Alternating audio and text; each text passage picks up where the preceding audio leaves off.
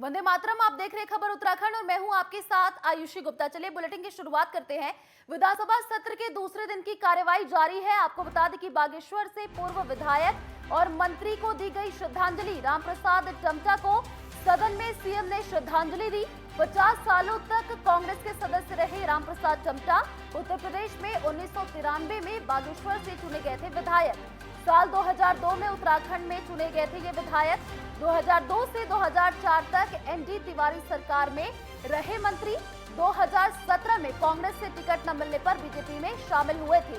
नेता प्रतिपक्ष यशपाल आर्य ने भी रामप्रसाद टमटा को श्रद्धांजलि दी।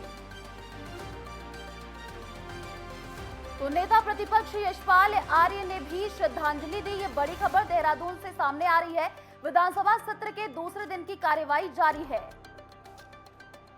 तो बागेश्वर से पूर्व विधायक रामप्रसाद टमटा को सदन में सीएम ने श्रद्धांजलि दी है। आपको बता दें 50 सालों तक कांग्रेस के सदस्य रहे रामप्रसाद टमटा उत्तर प्रदेश में 1993 में बागेश्वर से विधायक चुने गए थे। तो साल 2002 में उत्तराखंड में विधायक चुने गए थे।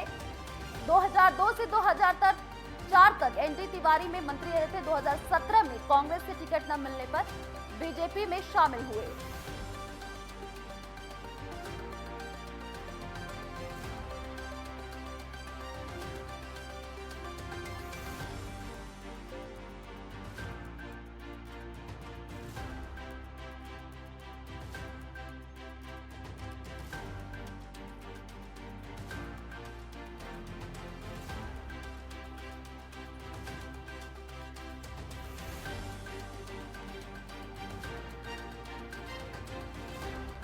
तो 2002 से 2004 तक आपको बता दें एनडी तिवारी में मंत्री थे। 2017 में कांग्रेस से टिकट न मिलने पर बीजेपी में शामिल हुए थे।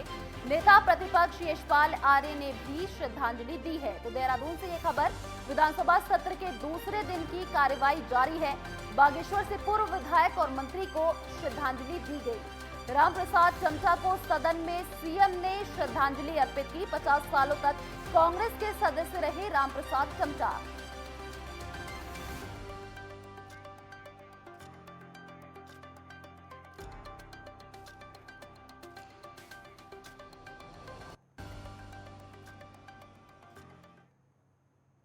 और इसी खबर पर अधिक जानकारी के लिए संवाददाता भूपेंद्र राणा हमारे साथ लाइव जुड़ चुके हैं। जी भूपेंद्र, अभी क्या अपडेट मिल पा रही है इस पूरे मामले को लेकर?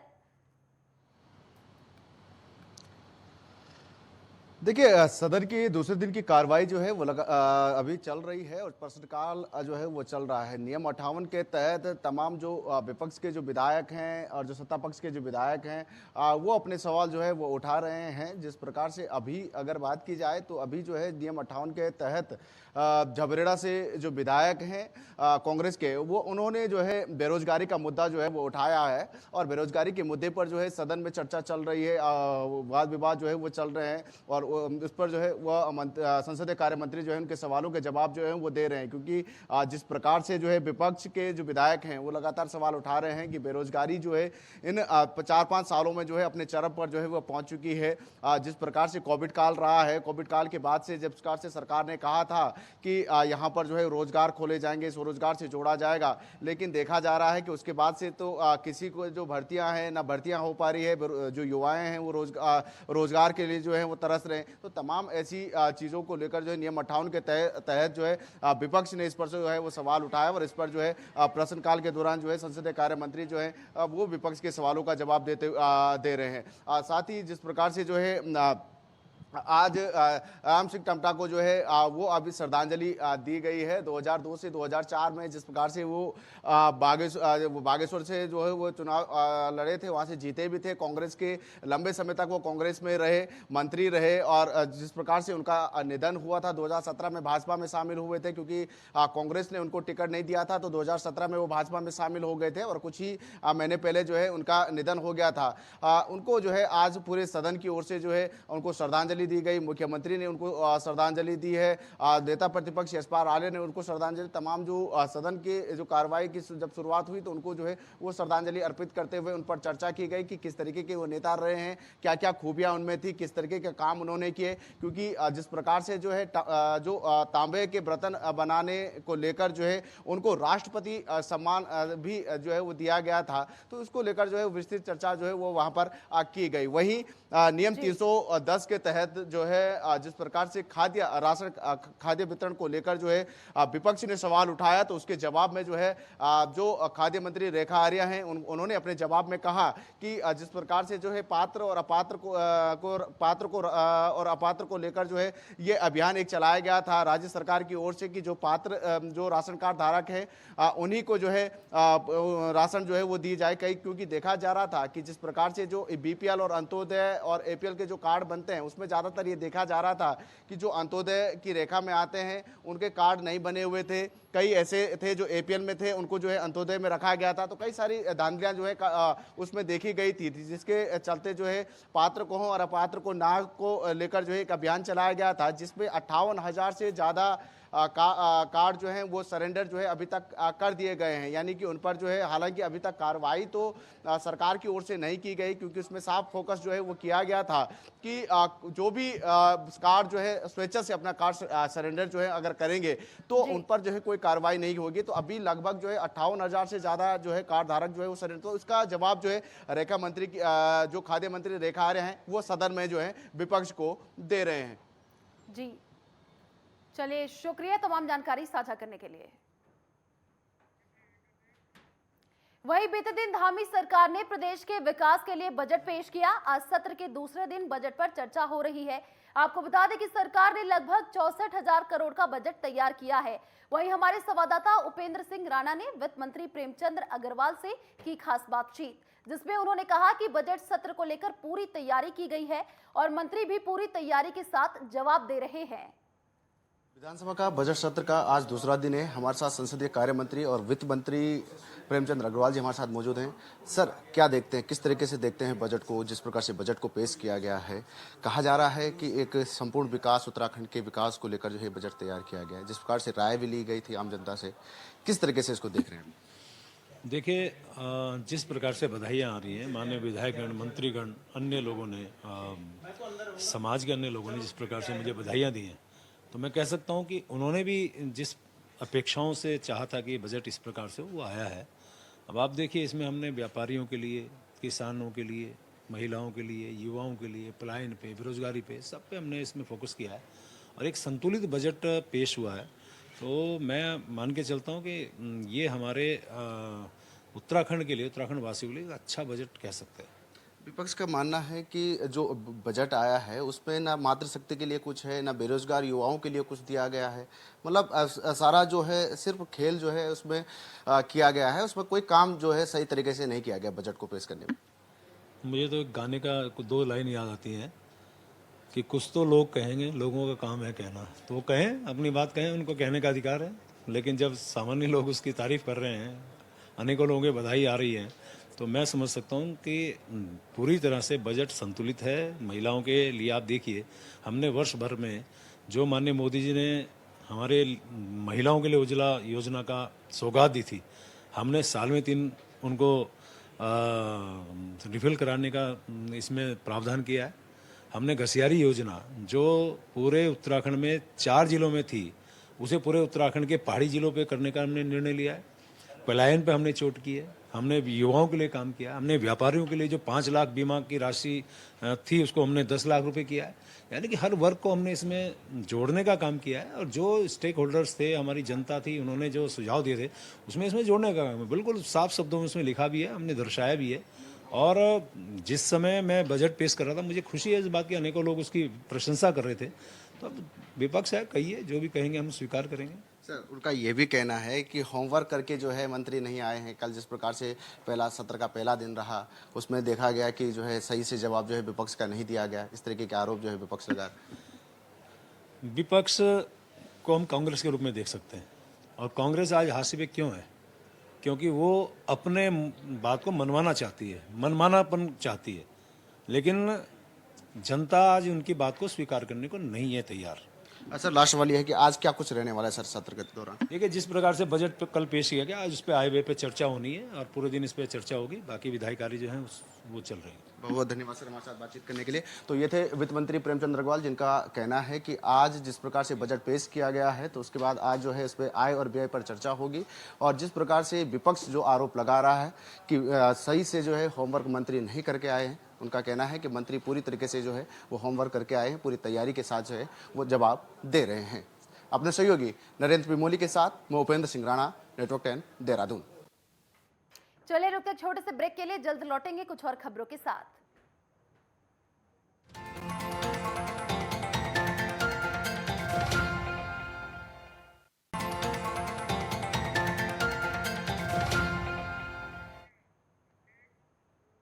ब्रेक के बाद आपका स्वागत है। चलिए बढ़ते अगली खबर की ओर। उत्तराखंड में बढ़ती गर्मी से जल्द राहत मिलेगी।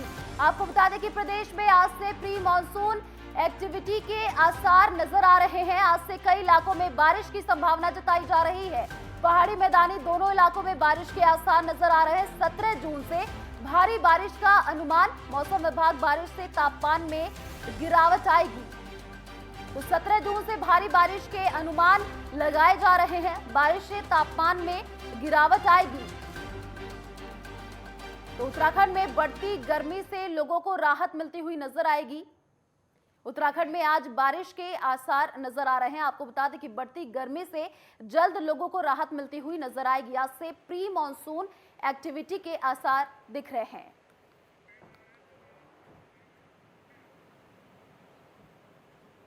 और इसी खबर पर अधिक जानकारी के लिए संवाददाता उपेंद्र राणा हमारे साथ लाइव जुड़ चुके हैं।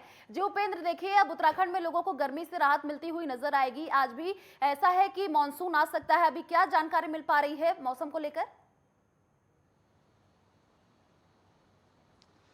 देखिए, मौसम विभाग की माने तो अभी जो उत्तराखंड के जो पहाड़ी जिले हैं यहाँ पर ये माना जा रहा है कि आज शाम तक जो है हल्की से मध्यम बारिश जो है वहाँ पर देखने को मिल सकती है। लेकिन जो 16 जून के बाद जो है लगभग सभी जिलों में जो है हल्की से मध्यम बारिश होने के आसार जो हैं वो जताए गए हैं। और लेकिन उसके बाद की अगर बात की जाए तो उसके बाद भी जो है कुछ दिनों तक हल्की मध्यम बारिश जो है कहीं ना कहीं जो उत्तराखंड के जो जिले हैं वहाँ पर देखने को मिल सकते हैं। जो पहाड़ी जिलों के गढ़वाल मंडल की अगर बात की जाए तो उत्तरकाशी, चमोली, रुद्रप्रयाग, इन जगहों पर जो है हल्की मध्यम बारिश देखने को मिलेगी। वहीं अगर कुमाऊं मंडल की बात की जाए तो पिथौरागढ़, बागेश्वर, मुंशियारी की तरफ जो है यहाँ पर हल्की मध्यम बारिश होने की संभावनाएं जो है मौसम विभाग ने जताई है। क्योंकि मौसम विभाग ने पहले ही पूर्वानुमान जिस प्रकार से जारी किया था कि 15 के बाद जो है मौसम जो है वो करवट बदल सकता है। तो ऐसे में ये माना जा रहा है कि आज के बाद जो है कहीं ना कहीं आम लोगों को गर्मी से जो है अब निजात मिल सकती है। क्योंकि जिस प्रकार से पहाड़ी जिलों के बाद जो है मैदानी क्षेत्रों में भी बारिश के आसार जो है वो दिख रहे हैं। मौसम विभाग का कहना है कि मैदानी क्षेत्रों में तमाम जानकारी साझा करने के लिए।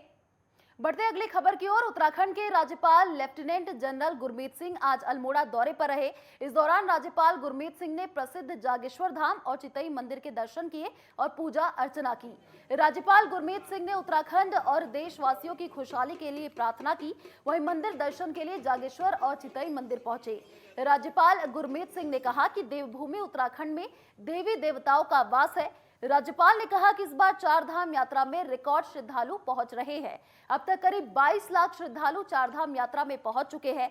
राज्यपाल ने सरकार की सर्किट योजना पर जोर देते हुए कहा कि सभी धार्मिक स्थलों को एक सर्किट से जोड़ने से पर्यटकों की तादाद में बढ़ेगी और लोगों को सुविधा भी होगी।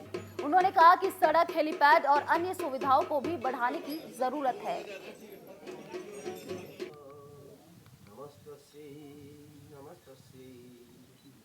भारत की सभ्यता, संस्कृति और जो हमारी आस्था का केंद्र बिंदु है वो अपने आप में ही यहाँ पर उसकी वाइब्रेशन सबसे ज़्यादा दिखाई देती है। विश्व के हर एक इंसान को कहना चाहता हूँ कि अगर आपने शिव जी का, अगर आपने देवी देवताओं का वास और उनका जो आशीर्वाद देखना है, उसका अनुभव करना है, आत्मिक स्तर पर अनुभव करना है, तो उत्तराखंड में आइए और देखिए कितना पवित्र समय है। 4 धाम चल रही है। 20 लाख 22 लाख से भी ज़्यादा यात्री श्रद्धालु आते। पौड़ी के लिए महत्वाकांक्षी जल जीवन मिशन योजना अभी जिले में परवान नहीं चढ़ पाई है।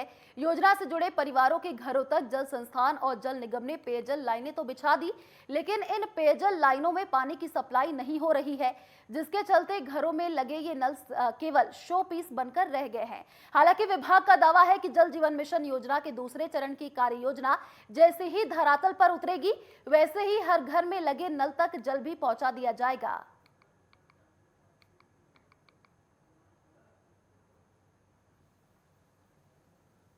पहले जो स्कीमें बनी हुई थी जिनमें कि घरों तक पानी नहीं पहुंचा था, सिर्फ स्टैंड पोस्ट के माध्यम से पहुंचा था, तो जो कनेक्शन देना था उसके लिए फेज 1 के जो है एस्टीमेट बनाए गए थे, उन पर जाकर के कार्य समाप्त हो चुका है। अब जो फेज 2 की योजनाएं हैं कि जहां पे हमने संयोजन तो कर दिया है, कनेक्शन दे दिया है, लेकिन जल की मात्रा जो 55 लीटर प्रति व्यक्ति प्रतिदिन चाहिए वो नहीं है। उनके लिए फेज 2 के DPR बनाए जाने हैं। इस जनपद में 18 जो है पंपिंग योजनाएं बनाई गई हैं, जिन सभी की स्वीकृति हो गई है। निविदा की प्रक्रिया गतिमान है। आने वाले 1 महीने के अंतर्गत ये सभी योजनाएं धरातल पे उतरनी शुरू हो जाएंगी, जो अगले 1.5-2 साल में सभी योजनाएं पूरी हो जाएंगी। श्रीनगर गढ़वाल में आर्मी के ट्रक के नीचे आने से एक महिला की मौत हो गई। महिला की मौत होने से इलाके में सनसनी फैल गई। इसी दौरान मृतक महिला के परिजनों ने आर्मी ट्रक चालक के खिलाफ मुकदमा दर्ज करवाया, जिसके बाद पुलिस ने चालक को हिरासत में ले लिया। वहीं घटना के बाद से ही श्रीनगर कोतवाली आर्मी छावनी में तब्दील हो गई है। साथ ही लगातार आर्मी के बड़े अधिकारी श्रीनगर कोतवाली पहुंच रहे हैं। फिलहाल पुलिस मामले की जांच में जुटी हुई है।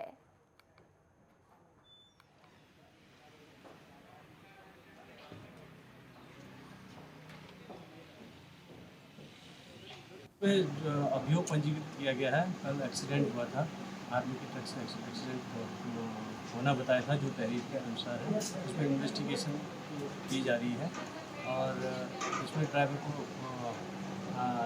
हिरासत में लिया गया था, पूछताछ की गई थी और आगे की कार्रवाई व्यवस्था की जाएगी।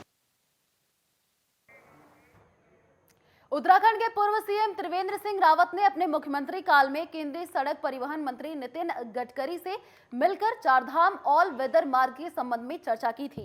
पूर्व सीएम त्रिवेंद्र ने लगभग 15,000 करोड़ रुपए की लागत से निर्मित इस मार्ग निर्माण कार्य की उच्च गुणवत्ता और वो भी त्वरित गति में किए जाने के लिए केंद्रीय मंत्री का आभार व्यक्त किया था।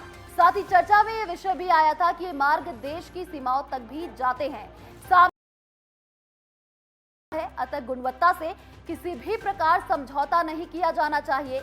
इसी संदर्भ में पूर्व सीएम त्रिवेंद्र सिंह रावत ने केंद्रीय मंत्री को पत्र लिखकर आग्रह किया था कि सड़क परियोजना चारधाम सड़क मार्ग के अंतर्गत आने वाले 3 राष्ट्रीय राजमार्गों, जिनमें ऋषिकेश से माना, ऋषिकेश से गंगोत्री, टनकपुर से पिथौरागढ़ के चौड़ीकरण 2 लेन फीड शोल्डर के रूप में निर्मित विकसित किए जाए। इससे पैदल यात्रियों, दोपहिया वाहनों आदि को सुविधा तो होगी, साथ ही रिसने वाले पानी से मार्ग की सुरक्षा भी हो सकेगी। इस पर संज्ञान लेते हुए केंद्रीय मंत्री ने हाल ही में पत्र से पूर्व सीएम त्रिवेंद्र को सूचित किया है कि लगभग 750 किलोमीटर लंबे ये तीनों मार्गों का चौड़ीकरण 2 लेन फीड शोल्डर सहित किया जा रहा है। जिस तरह चारधाम यात्रा में अप्रत्याशित रूप से श्रद्धालु बढ़ रहे हैं, ऐसे में उनकी सुगमता और सुरक्षा की दृष्टि से यह बहुत महत्वपूर्ण योगदान है। पूर्व मुख्यमंत्री त्रिवेंद्र ने प्रधानमंत्री नरेंद्र मोदी और केंद्रीय मंत्री नितिन गडकरी का आभार व्यक्त किया है। तो 3 NH का चौड़ीकरण, आपको बता दें 3 राष्ट्रीय राजमार्गों का चौड़ीकरण किया जा रहा है। 2 लेन फीड शोल्डर के साथ NH का चौड़ीकरण हो रहा। पूर्व सीएम के आग्रह को केंद्रीय सड़क परिवहन मंत्री ने स्वीकारा। त्रिवेंद्र सिंह रावत ने अपने कार्यकाल में आग्रह किया था, चारधाम यात्रा पर आने वाले श्रद्धालुओं को सुगमता होगी। 15,000 करोड़ रुपए की लागत से निर्माण कार्य हो रहा है। देश की सीमाओं तक भी तीनों नेशनल हाईवे जाते हैं। आपको बता दें कि ऋषिकेश से माना, ऋषिकेश से गंगोत्री का निर्माण जारी है।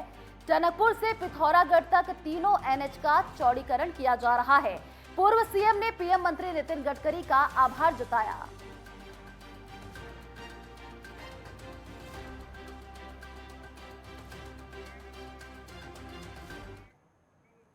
चलिए फिलहाल इस बुलेटिन में इतना ही। देश और दुनिया की तमाम बड़ी खबरों को देखने के लिए आप देखते रहिए नेटवर्क 10। जय हिंद।